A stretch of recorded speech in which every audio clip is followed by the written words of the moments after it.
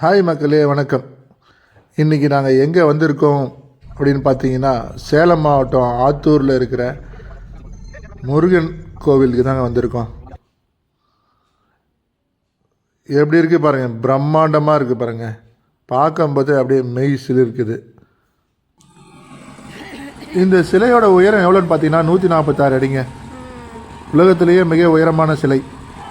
இதுக்கு அடுத்தபடியாக பார்த்தீங்கன்னா மலேசியாவில் 140 அடிங்க. வேலூர்லேயும் ஒரு முருகன் சிலையை வடிவமைச்சிருக்காங்க, அது 92 அடிங்க.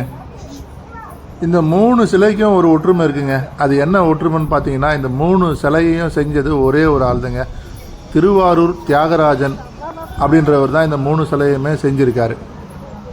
இந்த கோவில் இருக்கிற இடம் ஒரு தனிநபருக்கு சொந்தமான இடங்க. அவருடைய பேர் என் ஸ்ரீதர்.